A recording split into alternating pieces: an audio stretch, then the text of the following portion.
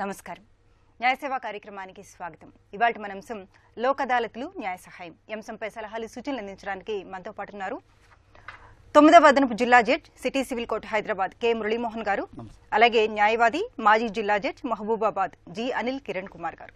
వారి విలువైన సలహాలు సూచనలు స్వీకరిద్దాం. జడ్జి గారు, ఈ లోక్ అదాలత్లను ఏర్పాటు చేయడం వెనుక ముఖ్య ఉద్దేశం ఏంటి?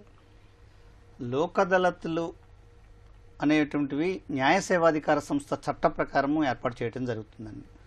అసలు న్యాయ సేవాధికార చట్టం అవసరం ఎందుకు వచ్చింది అంటే అందరికీ తెలుసు, పలు కారణాల రీత్యా న్యాయం అనేటువంటిది ఒక కాస్ట్లీ ఎఫ్ఐఆర్ అయినటువంటి పరిస్థితి. కోర్టుల్లో న్యాయం పొందాలి అంటే, పోరాడాలి అంటే, ఒక కోర్టు నుంచి ఇంకో కోర్టుకు వెళ్ళి తమ న్యాయం గెలిపించుకోవాలి అంటే అది కొంత ఖర్చుతో కూడుకున్నటువంటి విషయం.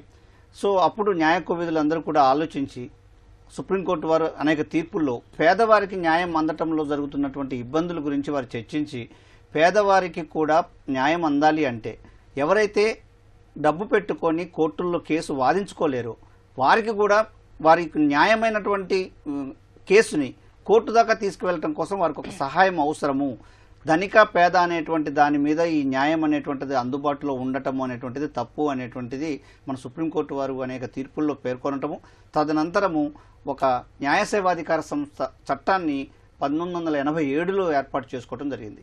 అప్పుడు దాంట్లో ప్రధానమైనటువంటి ఆ చట్టంలో ఎవరైతే సమాజంలో నిర్లక్ష్యానికి గురిగా పడుతున్నారో, ఎవరైతే అన్యాయానికి గురిగా పడుతున్నారో, ఎవరైతే కోర్టు దాకా వెళ్ళి వారి యొక్క సమస్యని న్యాయ పోరాటం చేయలేకపోతున్నారో, లేదా ఎవరికైతే వారి మీద కేసు పడుతుందో వారు దాన్ని ఎఫెక్టివ్గా డిఫెండ్ చేసుకోలేకపోతున్నారు, వారందరినీ కూడా ఈ న్యాయ సేవాధికార సంస్థ పరిధిలోకి తీసుకువచ్చి వారికి ఉచిత న్యాయం అందించాలి.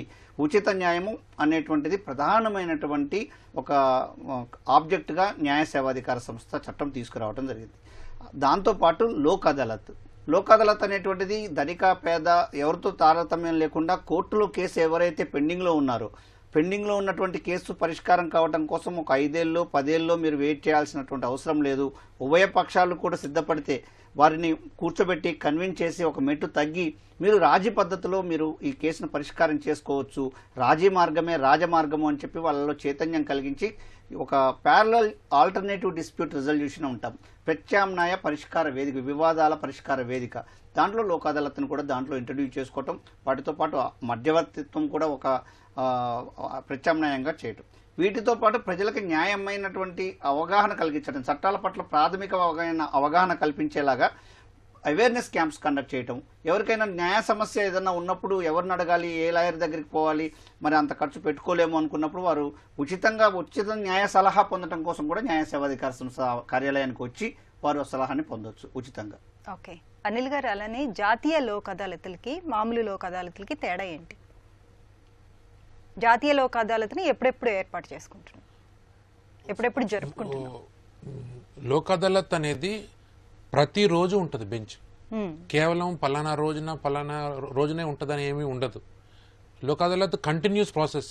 ఏ రోజు పార్టీసు మా కేసు మేము సాల్వ్ చేసుకున్నాము, మేము ఇరు పక్షాలము స్నేహపూర్వమైన వాతావరణంలో సాల్వ్ చేసుకున్నాము, మాకు అవార్డు పాస్ చేయండి అంటే ప్రతిరోజు కోర్టు మీకు అందుబాటులోనే ఉంటుంది.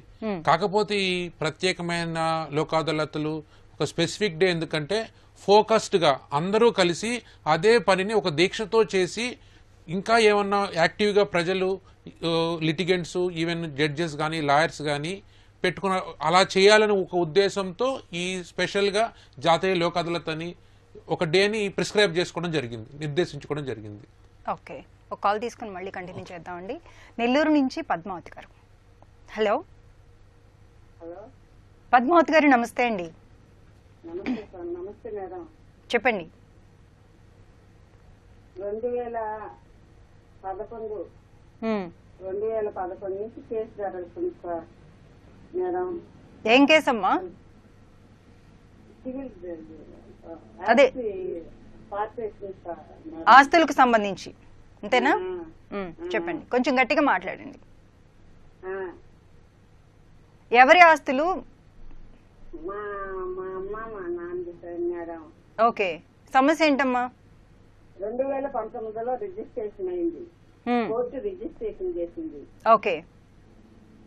2019 నుంచి డెలివరీ వచ్చింది, పోలీస్ సైడ్ వచ్చింది, అన్ని వచ్చాయి. ఇంతవరకు మాకు స్వాధీనం చేయలే. జడ్జీలు మారిపోతున్నారు, మాకు స్వాధీనమే కాలేదు మేడం. మేము బాడిగలలో ఉన్నాము, ముగ్గురిమి మేము. మా తమ్ముడు చనిపోయాడు. మా తమ్ముడు చనిపోయినప్పుడు దారులు చనిపోక ముందు దారి అంతా ఉంది. మా తమ్ముడు చనిపోయిన తర్వాత మా తమ్ముడు పిల్లకాయలు, మా తమ్ముడు భార్య అన్ని అడ్డాలు కట్టేసేస్తారు. మా నాన్న కట్టిన ఇంటిని రీమోల్డింగ్ చేసి కట్టాడు మా తమ్ముడు ఇల్లుని. దాన్ని అంటే మా వాడు చచ్చిపోయిన తర్వాత, మా తమ్ముడు చచ్చిపోయిన తర్వాత చెప్పండి గోడలు అన్ని కట్టేసేసారు. అప్పటి నుంచి మమ్మల్ని అసలు ఇంట్లోకి ఎంటర్ కానియటం లేదు మేడం. మా తమ్ముడు పిల్లకాయలు. ఇప్పుడు మీ వయసు ఎంతమ్మా? 56 సంవత్సరాలు మేడం. అంటే మీ ఫాదర్ చనిపోయే ముందు ఆ ఇంటిని నలుగురికి రాశారా? రాయలేదు మేడం, మా నాన్న మీదనే ఉండింది. కోర్టుకి వేసాం 2011లో. మా అమ్మ బతికుండేటప్పుడు వేసాం. కోర్టుకి వేసిన తర్వాత ఎవరికి వచ్చింది ఆస్తి? నా పేరు మీద వచ్చింది మేడం. మిమ్మల్ని ఇంట్లోకి రానివ్వట్లేదు ఇప్పుడు? జరిగింది. నా దగ్గర అన్ని కాగితాలు ఉన్నాయి. అయినా గానీ మేము ఇంట్లోకి పోయేదానికి అవకాశం లేదు. ఆ ఇంట్లో ఉండే వాళ్ళ దగ్గర ఏ కాగితాలు లేవు, ఏమీ లేవు. అయినా గానీ ఆ ఇంట్లో కాపురం ఉండరు. అర్థమైందమ్మా. పోలీసు వాళ్ళు వచ్చినా గానీ పోలీసు వాళ్ళతో కూడా మాట్లాడుతుంటారు వాళ్ళు. మేమేమో బయట ఉన్నాం. మాకు న్యాయం జరగాలి మేడం. మా భాగాలు మాకు వచ్చి ఇవ్వాలా. వినండి అమ్మా, వినండి. అర్థమైంది, మీ సమస్య అర్థమైంది, వినండి. ఏమ్మా పద్మావతి గారు, మీరు చెప్పిన వివరాల ప్రకారము మీరు కేసు గెలిచారు అనేటువంటిది అర్థమవుతుంది. మీ వాటాని నిర్ణయించడం కానీ లేదా ఆస్తి మీకు దక్కాలని కానీ కోర్టు తీర్పు ఇచ్చింది అని చెప్తున్నారు మీరు. అయితే అమ్మ, మీరు కేసు అయిపోవచ్చింది. మీరు చెప్పినటువంటి వివరాల ప్రకారము డెలివరీ అనేటువంటిది కొంచెం టెక్నికల్గా ఉండేటువంటి ఇష్యూ కాబట్టి అది సాల్వ్ అవుతుంది. మీరు న్యాయస్థానంలో తప్పకుండా మీకు న్యాయం జరుగుతుంది దాంట్లో. మరి ఒకటి చూడాల్సింది ఏమంటే, దీని మీద ఏమన్నా అప్పీల్ ఫైల్ చేశారా? అప్పీల్ ఏమన్నా పెండింగ్ లో ఉండటం వల్ల డెలివరీ ఏమన్నా ఆగిందా అనేటువంటిది లేదా? వారు చెప్పింది అబ్స్ట్రక్షన్ ఆఫ్ డెలివరీ అంటున్నారు. అబ్స్ట్రక్షన్ ఆఫ్ డెలివరీకి సంబంధించి అది మీరు న్యాయవాది ద్వారా కోర్టుకి వివరించండి. కోర్టు ద్వారా మీకు డెలివరీ వస్తుంది. వచ్చిన ఆటంకాలు ఏంటి అనేటువంటిది ఆ ఫైల్ చూస్తే మనం చెప్పగలము. మీరు మీ న్యాయవాది ద్వారా ఏమ్మా పెట్టినారు, పగలగొట్టేదానికి పెట్టారు మా కారు. బ్రేక్ ఓపెన్ దాన్ని పోలీస్ ఎయిడ్ తో చేసుకోవచ్చు. కోర్టు సపోర్ట్ చేస్తుంది, అట్లేం లేదు. అది ప్రాసెస్ అంతే. అది కోర్టు ఒకసారి ఆర్డర్ ఇచ్చాక దాన్ని వాళ్ళు అడ్డుకోవడానికి వచ్చిన ఇబ్బంది ఏంటంటే అమ్మా, బాటమ్ లైన్ లో మొత్తం వీళ్ళకే ఉంది. పొసెషన్ కూడా ఇచ్చారు కోర్టు వారు చెప్పిన దాని ప్రకారం. వీరు వెళ్లి కబ్జా తీసుకోవడానికి ఆపోజిట్ ఎవరైతే ఉన్నారో వాళ్ళు ఇబ్బంది పెడుతున్నారు. దానికి పోలీస్ సైడ్ సపోర్ట్ తీసుకున్నారు. బ్రేక్ ఓపెన్ ఆర్డర్ కూడా వచ్చింది. దాన్ని ఇంకా ఫోర్స్ఫుల్ గా కోర్టు త్రూని ఇంప్లిమెంట్ చేసుకోవాలి వాళ్ళు. దట్ ఈస్ ద ఏమంటారు సమాధానం ఫర్ దేర్ ప్రాబ్లం. అది త్రూ కోర్ట్ ప్రాసెస్ లో అవుతుంది, ఖచ్చితంగా అవుతుంది. అంతే. ఓకే, మరో కాల్ తీసుకుందండి. కడప నుంచి రుక్మిణమ్మ గారు. హలో రుక్మిణమ్మ గారు, చెప్పండి. మాట్లాడండి అమ్మా.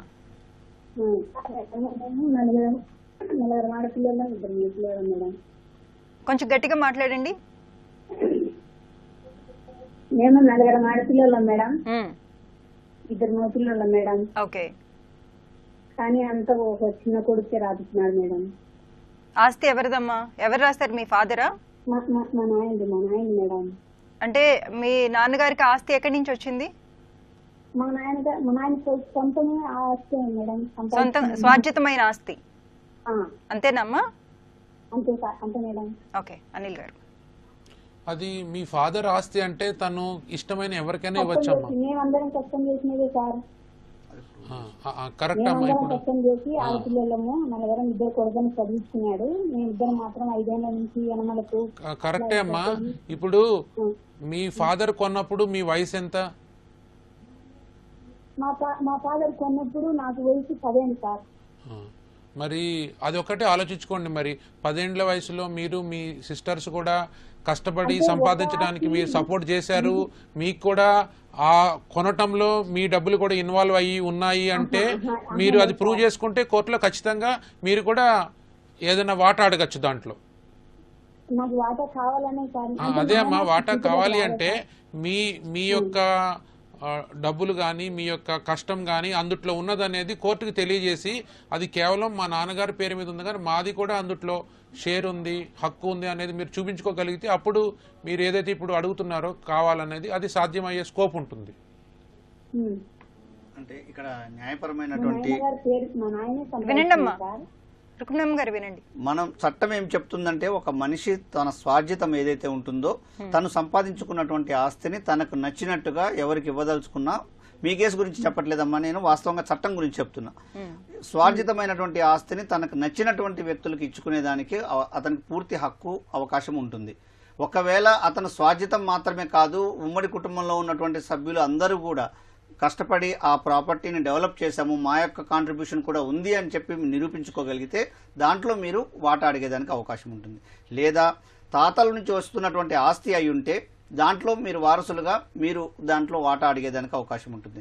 లేదా తాతల నుంచి వస్తున్నటువంటి ఆస్తిని అమ్మటం ద్వారా ఈ ప్రాపర్టీని కొన్నారు అని చెప్పి మీరు ఆధారాలతో కోర్టులో నిరూపించగలిగితే మా నాన్నగారు కొన్న మాట వాస్తవమే, కానీ తాతల నుంచి వస్తున్నటువంటి ఆస్తిని అమ్మటం ద్వారా ఈ ప్రాపర్టీని కొన్నాము, సోర్స్ అది అవుతుంది అని చెప్పి మీరు కోర్టులో నిరూపించుకోగలిగినటువంటి సాక్ష్యాధారాలు మీ దగ్గర ఉంటే అప్పుడు కూడా మీరు వాటా ఇచ్చే అవకాశం ఉంటుంది.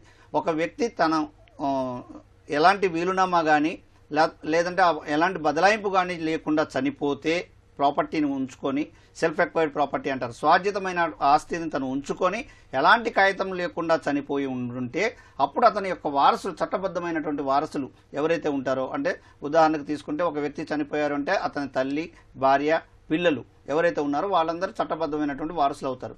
ఎలాంటి కాగితం రాయకుండా చనిపోయినటువంటి సందర్భంలో మాత్రం వీళ్ళందరూ సమానమైనటువంటి హక్కుదారులు అవుతారు. ఓకే, మరి కాల్ తీసుకుందాం అండి. గుప్తా గారు, హలో. హలో, నమస్తే మేడం. నమస్తే అండి, చెప్పండి. లైన్ లో ఉన్నాం సార్. సార్ బుక్ చేసి చెప్పండి, మీ సమస్య ఏంటో చెప్పండి. అదే మేడం, మన యాక్సిడెంట్ అయింది సార్ 2012లో. ఓకే, దాని గురించి అప్పుడు లాయర్ గారు కేసు వేశారు మేడం. కేసు వేస్తే దాని గురించి అడుగుతుంటే ఎప్పటికప్పుడు అది వేగుగా అంటున్నారు, కానీ ఇప్పుడు దాకా అసలు అంటే ఏమని కేసు వేశారండి?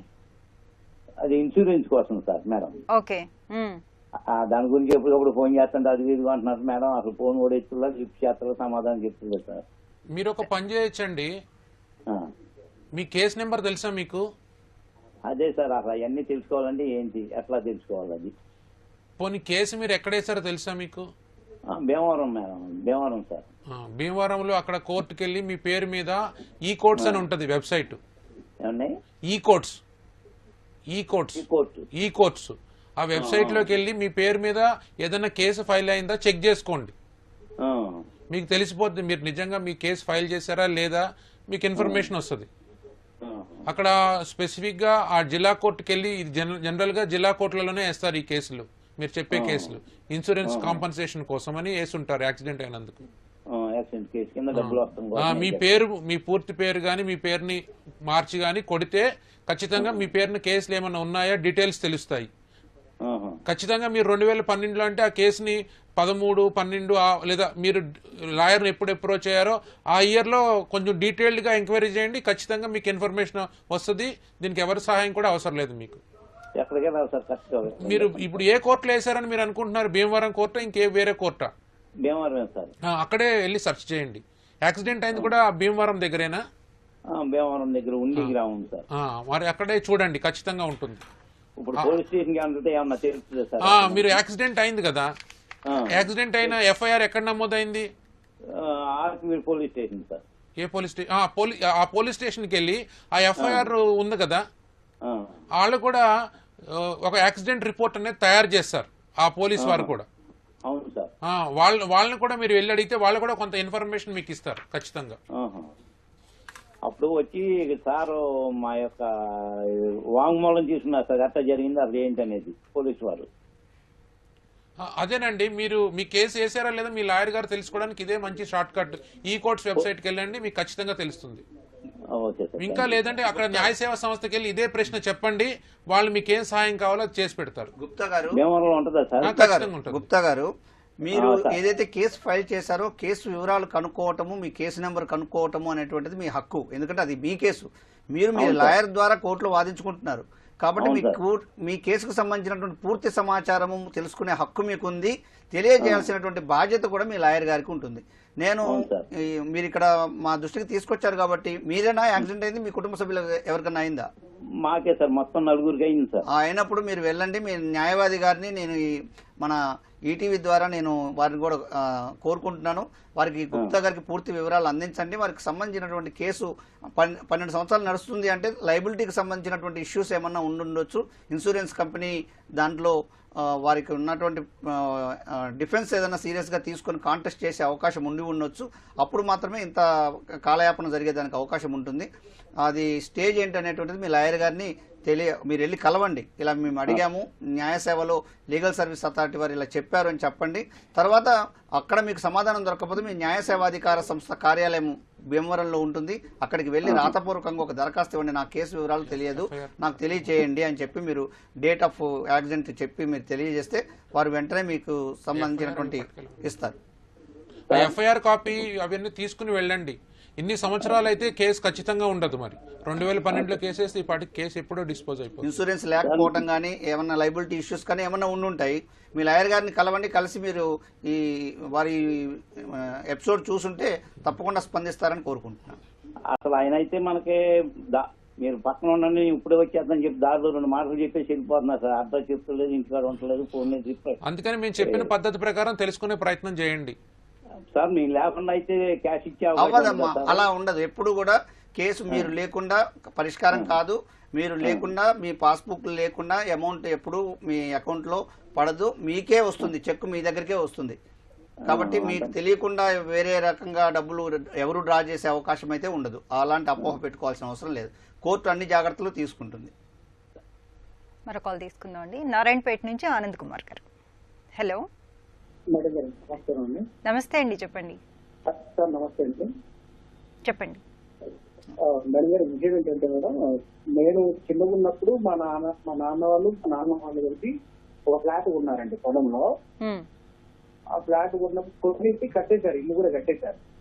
పొలం వాళ్ళు మాకు ఫ్లాట్ ఎట్లా కొన్నారంటే మా ఫ్లాట్ పక్కన ఇంకో ఫ్లాట్ ఉండేదన్నమాట. ఆ ఫ్లాట్ మా ఫ్లాట్ కి దారి తీయకుండా మాకు ఈ ఫ్లాట్ అమ్మేశారు. అమ్మేసిన తర్వాత ఏం చేశారంటే, ఇంకా మా ఫ్లాట్ కి దారి కోసం అడిగినప్పుడు ఏమన్నారంటే, ఇంటి పక్కనే కదా, ఆ మాత్రం రోడ్ వదులుకుంటారులేండి, అదే ప్రాబ్లం లేదని చెప్పేసి అప్పట్లో పెద్దలు 20-25 సంవత్సరాల కింద మేడం ఇట్లా చెప్పేసి కూడా దారి ఏం వదిలి కనీసం రాతపూర్వకంగా కూడా ఏం లేవు మేడం. ఇప్పుడు ఏం చేశారంటే, ఆ 2 ఫ్లాట్లు వదిలేసుకొని మిగిలిందంతా కూడా పొలం వాళ్ళు ఏం చేశారు, కంచేసేసారు. మా ఇంటికి వెళ్ళడానికి మాత్రం ఒక కరెక్ట్ గా ఒక 4 ఫీట్లు ఉంటుంది మేడం. మనుషులు నడవడానికి మాత్రమే ప్లేస్ వదిలినారు అన్నట్టు. తీరా మాకు అసలు రోడ్ ఏంటి పరిస్థితి అని మేము పొలం వాళ్ళని అడిగితే ఏమంటున్నారంటే, వాళ్ళు మీరు మమ్మల్ని జాగడికి ఉన్నారా అంటే రోడ్ అడిగి ఉన్నారా, లేకపోతే మీరు అప్పుడు అడగలేదు కదా అని చెప్పి ఈ పక్కన వాళ్ళు కూడా ఏం చేశారంటే మేడం, మాకు అసలు మా ఫ్లాట్ కి రాకుండా కంపౌండ్ మొత్తం బ్లాక్ చేసేసారు. ఇప్పుడు మాకు మొత్తం ఇబ్బంది అయిపోతుంది. ఆ కట్టిన ఇల్లు కూడా ఇప్పుడు పడిపోతుంది మేడం, అది మట్టిమాల. మీరు ఎవరికైనా కంప్లైంట్ చేశారండి ఎంఆర్ఓ ఆఫీస్ లో ఏమైనా కానీ? లేదండి. అంటే మాకు ఫ్లాట్ ఇచ్చిన పొలం వాళ్ళని అడిగినాము, మాకు దారి పరిస్థితి ఏందని. వాళ్ళేమో ఇలా మాట్లాడుతున్నారు, కాంపౌండ్ కట్టుకున్నదేమో మాది మేము కరెక్ట్ గా కట్టుకున్నామని వాళ్ళు అంటున్నారు. అసలు ఏం చేయాలో అర్థం అవట్లేదు మేడం. సార్, మీది ప్లాటా? ప్లాట్ మరి అది లేఅవుట్ ప్లాటా, మామూలు అగ్రికల్చర్ ల్యాండ్ లో ప్లాటా? లేఅవుట్ కాదు, ఒక పొలంలో ఇచ్చారన్నట్టు. పొలంలో ఒక పార్ట్ ఇచ్చినట్టున్నారు. పొలంలో ఒక పార్ట్ ఇచ్చారు. కార్నర్ లో ఇచ్చారు. ఇప్పుడు అది ఎన్ని సంవత్సరాలు అయిందండి అది మీరు కొనుక్కొని? 22-25 ఇయర్స్. అంటే నేను చిన్నగా ఉన్నప్పుడు నా ఊహ తెలియక ముందు కొని కట్టేశారు. మీరు అప్పటి నుంచి అప్పుడు ఎన్ని ఫీట్లు దారి ఎంజాయ్ చేశారు, అనుభవంలో ఉన్నారు దారి మీరు రోడ్డుకి రావడానికి? అసలు రోడ్ అనేది ఆ ఇండికేషన్ లేదు సార్ అందులో. అట్లా కాదండి, అప్పుడు మీరు ఒక దారి నడిచి ఉంటారు కదా 20 ఏళ్ల కిందటి నుంచి. అదే సార్, అదే 4 ఫీట్ల జాగల్లోనే నడుస్తున్నాం మేము. ఇప్పుడు కూడా అదే నడుస్తున్నారా? అదే నడుస్తున్నాము. అంటే వీళ్ళు ఏం చెప్పారంటే మాకు ఫ్లాట్ ఇచ్చేటప్పుడు మీరు ఇంటి పక్కనే ఉంటారు కదా, రోడ్ వదులుకుంటారు, మీరు వదులుకోవాల్సిందే, వదులుతారులే, ఆ మాత్రమైనా వదులుతారులే అని చెప్పి వాళ్ళు అన్నారు అన్నట్టు. అప్పుడు అంటే బాగుండే వాళ్ళం, వాళ్ళు మేము పక్కల ఫ్లాట్ వాళ్ళు మేము బాగుండే వాళ్ళము. తర్వాత ఏమైందంటే చిన్న గొడవ వచ్చేసి వాళ్ళు ఏం చేస్తే చుట్టూ కంపౌండ్ కట్టేసుకున్నారు అన్నట్టు, రోడ్ వదలకుండా. సార్ అయితే విషయం ఏంటంటే మీది కొంచెం డీటెయిల్డ్గా మైన్యూట్గా విని నిజంగా మీరు అలాంటి ఓరల్ కాంట్రాక్ట్కి ఎంటర్ అయ్యి ఆ విధంగా నడుచుకున్నారా లేదనేది స్పెసిఫిక్గా మనం అసర్టైన్ చేయగలిగితే మీరు ఏదైతే దారి అడుగుతున్నారో దాన్ని చట్టపరంగా మీకు కోర్టు నుంచి కూడా ఇప్పించే ప్రయత్నం చేయొచ్చు. అది మీరు ఇల్లు కట్టుకునే దాంట్లో ఇల్లు కట్టుకున్నారా అనంతకుమార్ గారు? కట్టుకున్నాం సార్. కట్టుకున్నారు కదా, ఎంతకాలం నుంచి ఆ దారిని వాడుకుంటున్నారు మీరు? ఇప్పుడు వారు అభ్యంతరం పెట్టడానికి ముందు 20 సంవత్సరాలు సార్. 20 సంవత్సరాలు మీరు దారిని వాడుకున్నారు, తర్వాత వారు ఆటంక పెట్టారు, అంతే కదా? అవునండి. మీరు పొలం వాళ్ళు ఏమో కంచె కట్టేశారు, మా పక్క ఫ్లాట్ ఏమో కంపౌండ్ కట్టేశారు. సో మీకు వేరే ప్రత్యామ్నాయమైనటువంటి మార్గం లేనప్పుడు గత 20 సంవత్సరాలుగా మీరు ఆ మార్గాన్ని, అదే దారిని మీరు వాడుకుంటున్నప్పుడు చట్ట ప్రకారంగా మీరు పరిహారం పొందేదానికి, మీకు పరిష్కారం పొందేదానికి మీకు అవకాశం ఉంటుంది. మరి ఈజ్మెంట్ అనేటువంటిది మీకు అప్లై అవుతుంది. కాబట్టి మీరు న్యాయ పోరాటం చేయొచ్చు దీంట్లో. దానికంటే ముందు అనవసరమైనటువంటి కాలయాపన జరగకుండా మీ దగ్గరలోని న్యాయ సేవాధికార సంస్థ కార్యాలయానికి వెళ్ళి ఒక రాతపూర్వక దరఖాస్తు ఇవ్వండి. ఇచ్చి ఈ సమస్యని వారికి వివరించండి. ఎవరైతే మీకు ఆటంకపడుతున్నారో వారి కూడా వివరాలు కూడా వారికి ఇస్తే వారిని పిలిపించి వారికి నోటీస్ పంపించి ఇద్దరిని కూర్చోబెట్టి ఆ సమస్యకు ఒక సానుకూలమైనటువంటి పరిష్కారాన్ని, సత్వర పరిష్కారాన్ని మీకు అందించేదానికి అవకాశం ఉంటుంది. అప్పుడు పరిష్కారం అయినప్పుడు మేము పరిష్కారం ఓకే అయిపోయిందని చెప్పి మీరు వెళ్లకుండా అక్కడే లోక్ అదాలత్ ద్వారా ఆ కేసుని, ప్రీ లిటిగేషన్ కేసును కూడా లోక్ అదాలత్ ద్వారా మీరు టర్మ్స్ అండ్ కండిషన్స్ అన్ని రాసుకొని వారితో సంతకం పెట్టించుకొని మీకు ఏదైతే దారిని ఏర్పాటు చేస్తున్నారో దాన్ని మీరు అఫీషియల్గా రికార్డెడ్గా లోక్ అదాలత్ ద్వారా అవార్డు ద్వారా పొందేదానికి ప్రయత్నం చేయండి. సార్ మీకు ఒక చిన్న ఇంపార్టెంట్ సలహా, ఒక చిన్న ఇంపార్టెంట్ విషయం వినండి. మీరు మీ హక్కు ఏదైతే ఉందో 20 సంవత్సరాల నుంచి ఎంజాయ్ చేసింది దాన్ని కాగితం మీద పెట్టేటప్పుడు మాత్రం ఎవరికైనా దరఖాస్తు చాలా జాగ్రత్తగా రాసి పెట్టండి. లేదంటే ఆ దారిని పూర్తిగా కోల్పోయే ప్రమాదం కూడా ఉంటుంది. చాలా జాగ్రత్తగా చేసుకోవాల్సింది అది మాత్రం. సార్ మెయిన్ ఇంటెన్షన్ ఏంటంటే సార్ నాకు దారి వస్తుందా రాదా సార్?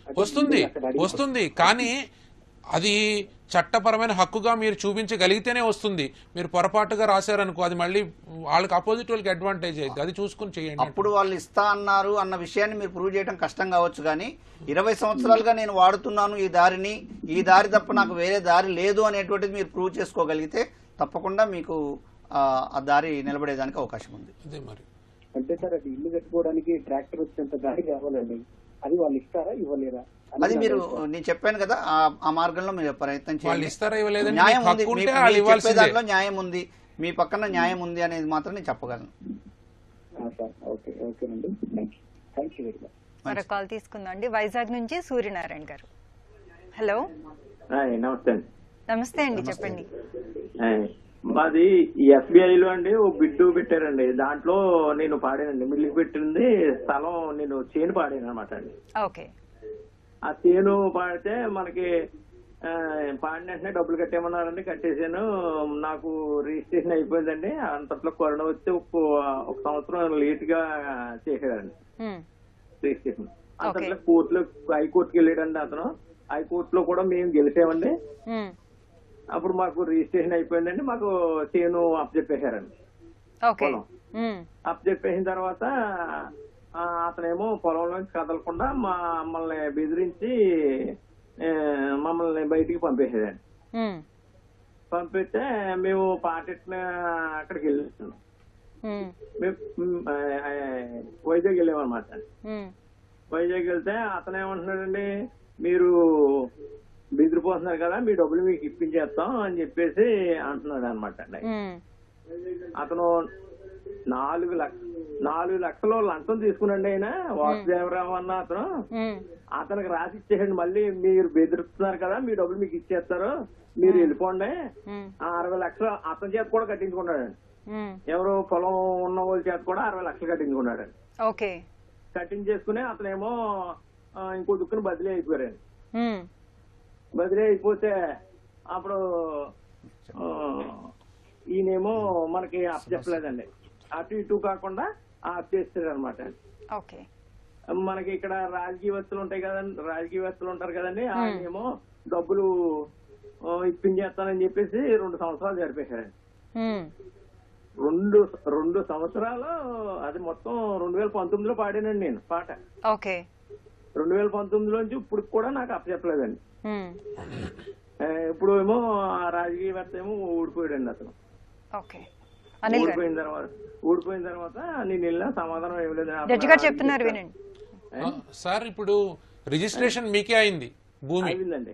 ఓకే, మీకు ఒకసారి కబ్జా ఇవ్వటం కూడా జరిగింది. ఓకే, ఇప్పుడు మీకు భూమి కావాలా డబ్బులు కావాలా? భూమి కావాలన్నా. భూమి కావాలి కదా, కాబట్టి ఆ భూమికి ఓనర్ మీరే, లీగల్ ఓనర్ మీరే. కాబట్టి మీరు భూమి కబ్జాలో ఉంటే ఒక రకమైన కేసు, భూమి కబ్జాలో మీకు పోయింది అనుకుంటే ఇంకో రకమైన కేసు వేసి చట్టబద్ధంగా ఆ భూమిని మీరు చేసుకోవచ్చు, దాంట్లో ఎటువంటి డౌట్ లేదు. ఇప్పుడు మీరు చెప్తున్న ఈ రాజకీయ ఒత్తిళ్లు వేరే అవన్నీ చట్టపరమైన విషయాలు కాదు కాబట్టి మేము మాట్లాడలేకపోతున్నాం. కానీ లీగల్ గా మాత్రం మీరు ఖచ్చితంగా మీ భూమిని మీరు చేసుకోవచ్చు కోర్టు ద్వారా, అది క్లియర్. అంటే పోలీసులకి మేము కంప్లైంట్ చేసినండి, పోలీసులు గాని మమ్మల్ని రెవెన్యూ వాళ్ళు ఏం చేశారండి, ఎవరో ఎంఆర్ఓ గారు ఆన్లైన్ చేయనివ్వలేదండి ఆయన రాజకీయంగానే. కరెక్టేనండి, మీరు అందుకనే ఒక మంచి వకీల్ని పెట్టుకుని మీ దానికి ఒక మార్గం చేసుకోండి, ఖచ్చితంగా అవుతుంది మీది. ఎందుకంటే మీకే రిజిస్టర్డ్ సేల్ డీడ్ ఉందని చెప్తున్నారు కదా, మీరు అవుతుంది మీకు. మన లీగల్ సర్వీస్ అథారిటీ గురించి మనం మాట్లాడుకుంటే, అంటే లోక్ అదాలత్ గురించి మనం ప్రత్యేకంగా ఈ ఎపిసోడ్లో మనం డిస్కస్ చేస్తున్నాం. ఇప్పుడు ఎలాంటి సమస్యలు, ఇప్పుడు మనకు వచ్చినటువంటి సమస్యలు ఏవైనా కావచ్చు, ఇలాంటివన్నిటికీ కూడా లోక్ అదాలత్లో శాశ్వత పరిష్కారం దొరికేదానికి అవకాశం ఉంటుందండి. ఒక జనరల్గా ఒక కోర్టులో కేసు ఓడిపోతే మనం గతంలో డిస్కస్ చేసినట్టుగా మళ్ళీ పై కోర్టుకు వారు అప్పీల్ వెళ్ళటము, ఓడిపోయినటువంటి వాళ్ళు మళ్ళీ ఇంకా పై కోర్టుకు వెళ్ళటము, ఇలా ఒక కేసు తేలాలంటే ఒక 15-20 సంవత్సరాలు పట్టేదానికి కూడా అవకాశం ఉంది. ఎందుకు కోర్టులో కాలయాపన జరుగుతుంది అంటే, మనం పెట్టుకున్నటువంటి చట్టాల్లో ఇరు పక్షాలకి సమానమైనటువంటి అవకాశం ఇవ్వటం అనేటువంటిది ప్రాథమికమైన న్యాయ సూత్రం. సో దాన్ని కొంతమంది చక్కగా సద్వినియోగం చేసుకునే వాళ్ళు ఉంటారు, ఆ చట్టాన్ని ఆ అవకాశాన్ని దుర్వినియోగం చేసుకునే వాళ్ళు కూడా ఉంటారు. ఈ రకమైనటువంటి కారణాలతో ఒక కేసు లేట్ అవుతుంది. కోర్టుల మీద పని భారం కూడా ఒకటి ఉంది.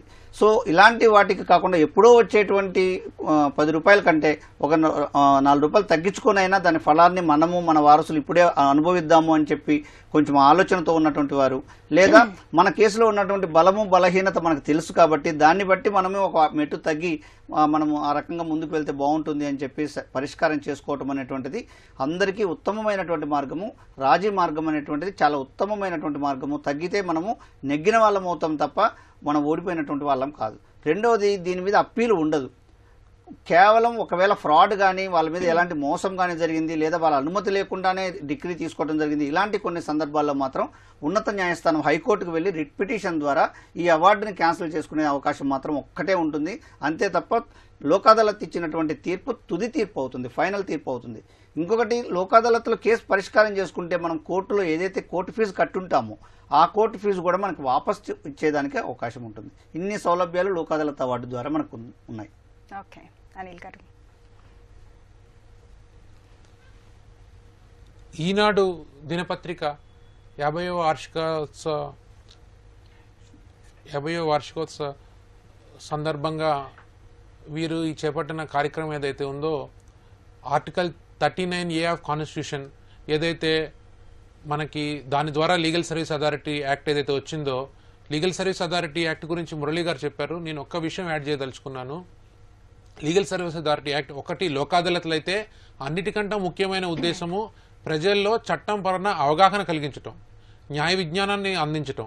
ఇప్పుడు మనం గమనిస్తే ఎంతోమంది వాళ్ళకి హక్కు ఉందని అనుకుంటున్నారు. ఎందుకంటే చుట్టుపక్కల ఉన్న వాళ్ళు రకరకాలుగా చెప్పడం వల్ల, వేరే కారణాల వల్ల, వేరే వాళ్ళు నీకు ఏదో ఉందని చెప్పడం వల్ల. కానీ ఇలాంటి ఒక గొప్ప కార్యక్రమాన్ని ఈటీవీ వారు చేపట్టి న్యాయ సలహాల్ని, న్యాయ విజ్ఞానాన్ని అందరికి అందించడంలో ఇంత అడ్వాన్స్డ్గా ఫార్వర్డ్గా ఉండటం అనేది రాజ్యాంగ స్ఫూర్తిని నిలబెట్టే ఒక గొప్ప మార్గంగా భావిస్తున్నాము. ఈ సందర్భంగా వారు ఈ ఈటీవీ ఇలాంటి వార్షికోత్సవాలు, ఇలాంటి సంవత్సరాలు ఎన్నో జరుపుకోవాలని మా యొక్క శుభాకాంక్షలు అండ్ ప్రేయర్స్. Thank you. వారు చెప్పినట్టుగా ఈరోజు ఈనాడు 50వ వార్షికోత్సవం జరుపుకుంటుంది. ఈనాడు పత్రికకు, దినపత్రికకు మా అందరి శుభాకాంక్షలు. అలాగే ఈటీవీ ఈ రకమైనటువంటి ఇన్ని సంవత్సరాలుగా న్యాయసేవని ప్రజలకు చేరువ చేయడం కోసం చేస్తున్నటువంటి కార్యక్రమం అనిల్ కుమార్ గారు చెప్పినట్టుగా చాలా అభినందనీయమైనటువంటి విషయము. ఈ రకంగా ప్రజలకి వారికి ఉన్నటువంటి సందేహాలను ఎవరిని అడగాలి, ఎక్కడికి వెళ్ళాలి అని చెప్పి తెలియనటువంటి వారికి టీవీ ద్వారా వారికి పరిష్కారం పూర్తి పరిష్కారం కాకపోయినా ఒక న్యాయ సలహాని అందించేదానికి అవకాశం ఉంది. ఇవి మొత్తానికి కూడా మన న్యాయ సేవాధికార సంస్థ చట్టము ప్రకారము ఈ తెలంగాణ రాష్ట్ర న్యాయ సేవాధికార సంస్థ మరియు ఈటీవీ వారి సహకారంతో ఈ ప్రోగ్రాంని మనము చేపట్టుకోవడం జరుగుతుంది. ఇది ఎంతవరకు ప్రజలకు ఉపయోగపడ్డా చాలా సంతోషము. ఉచిత న్యాయం అనేటువంటిది అందరి హక్కు, ప్రజలందరి హక్కు. ఈ విషయం అందరూ తెలుసుకోండి. ఎవరు దయాదాక్షిణ్యాలు అక్కర్లేదు. మీ హక్కుగా మీరు న్యాయం పొందొచ్చు. మీరు డబ్బులు పెట్టుకోలేని పక్షంలో ఉంటే, లేదా స్త్రీలు అయ్యారనుకోండి, మహిళలకైతే మాత్రం as a matter of right irrespective of their financial capacity ప్రతి మహిళ కూడా, అలాగే ఎస్సీ ఎస్టీ వర్గాల వారు, వికలాంగులు, పిల్లలందరికీ కూడా ఉచిత న్యాయం అందేదానికి అవకాశం ఉంది. దీన్ని మీరు తెలుసుకొని ఉపయోగించుకోండి. థ్యాంక్ యూ సో మచ్ అండి. ఇప్పటి వరకు మరి లోక్ అదాలత్లు న్యాయ సహాయం అంశంపై సలహాలు సూచనలు స్వీకరించాం. వచ్చే శనివారం 9:30 న్యాయ సేవ కార్యక్రమంలో మళ్ళీ కలుసుకుందాం. అంతవరకు సెలవు. నమస్కారం. నమస్తే. ఈనాడు పాఠకులకు స్వర్ణోత్సవ శుభాకాంక్షలు.